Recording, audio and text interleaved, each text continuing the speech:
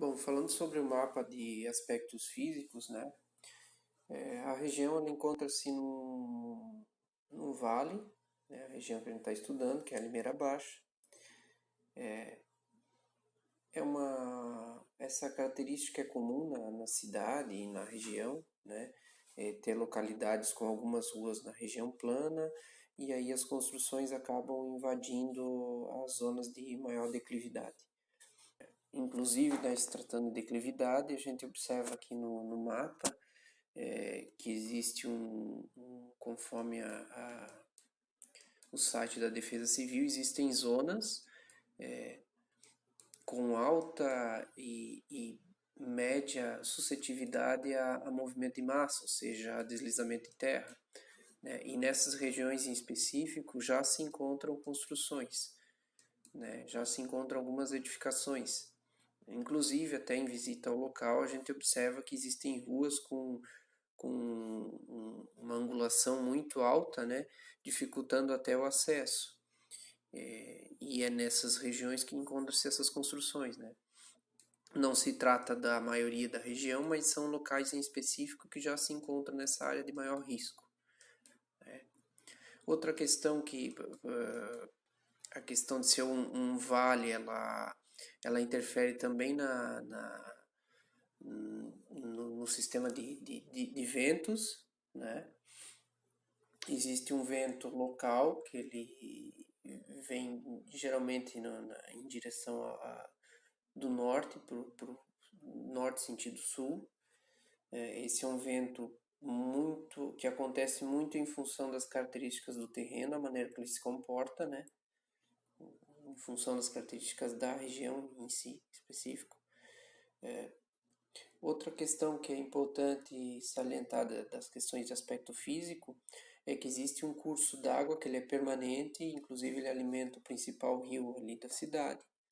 Esse curso d'água ele é uma faixa pequena, porém em enxurrada ou uma chuva muito forte que aconteça num curto espaço de tempo, ele não consegue absorver essa demanda de água, o sistema também de captação dessa água, de escoamento, também não consegue absorver e aí acontece alagamentos em alguns pontos específicos, né? Tanto de ruas e podendo até, dependendo do nível que essa chuva ocorrer, podendo até ocorrer em algumas moradias em específico. Além desse eixo, desse curso d'água que é permanente, existe um curso d'água que atravessa toda essa área no sentido de sul para norte. Esse curso ele já foi canalizado previamente, inclusive existem edificações já sobre esse curso canalizado. Né? Isso em alguns mapas já se apresenta, inclusive na própria apresentação que a professora disponibilizou, já demonstra que em algumas regiões essa questão ela é crítica, porque ela acaba possibilitando algum nível de alagamento em função do nível de chuva que for ocorrer. Né? A questão de insolação do local também é muito em função de ter essas moradias em em zonas de maior declive, né? Acontece um sombreamento.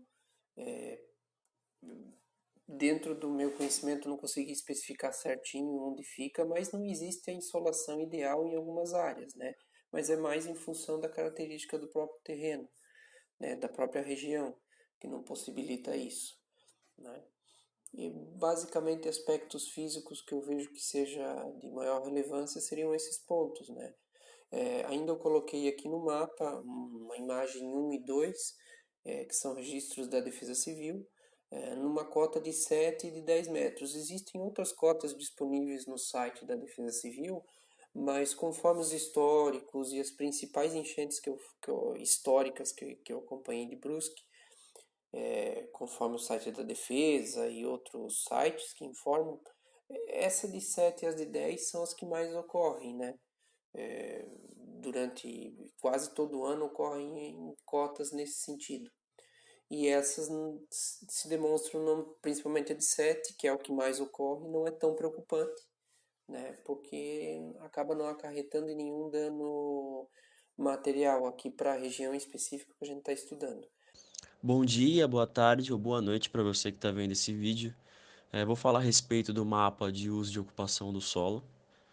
A área predominante é residencial, ela é pouco densa, não oferece muito serviço público para as pessoas que residem ali, e a iluminação é unilateral.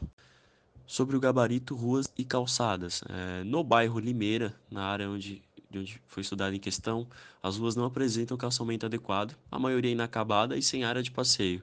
As ruas são compostas geralmente de 5 a 6 metros de espaçamento. As calçadas existem de forma irregular e têm medidas de 1,5 m ou ainda inferior a essa metragem. Iluminação e energia. A cidade é abastecida pela central elétrica Celesc, incluso acesso à rede de telefonia e internet. A iluminação é um arranjo unilateral e luz amarela, emissão padrão média. Em algumas ruas, os postes estão inseridos distantes um do outro, dificultando a iluminação e, consequentemente, a segurança pública. Sobre o transporte público. O sistema de ônibus utilizado na cidade é o Nosso Brusque, com pontos de ônibus em alguns locais. As linhas que transitam são Sorocaba, Planalto, Limeira Alta, Ribeirão, Tavares, Limeira Baixa e Nova Brasília. Durante a semana, o ônibus passa a cada 30 minutos, sendo o primeiro horário às 5h15 da manhã e o último às 22h20. Nos finais de semana, o tempo de espera é de 40 minutos a 2 horas.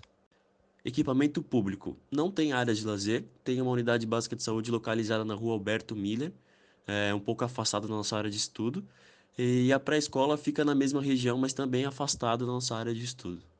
Coleta de lixo. A Recicla é responsável pela coleta. No bairro não há mobiliário em algumas localidades. Muitas vezes vimos lixos a céu aberto e a coleta acontece terça-feira pela manhã.